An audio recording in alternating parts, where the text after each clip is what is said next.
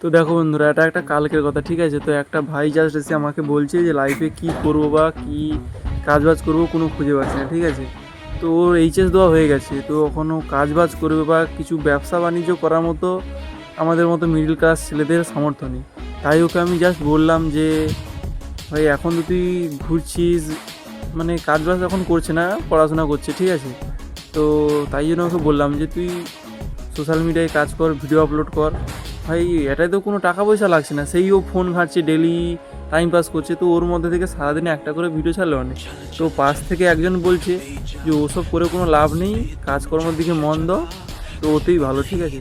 তাই বলছি guys, social মিডিয়ার পাওয়ার এখনও ওরা জানে না।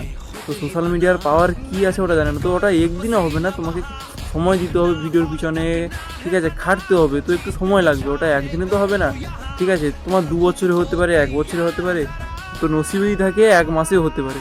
তো গাইজ একটু সময় দিতে হবে বা ওর পিছনে খাটতে হবে। তো সোশ্যাল মিডিয়ার পাওয়ার নিয়ে গাইজ ছিনিমিনি ছিল না, ঠিক আছে? সোশ্যাল মিডিয়ার পাওয়ার অনেক আছে।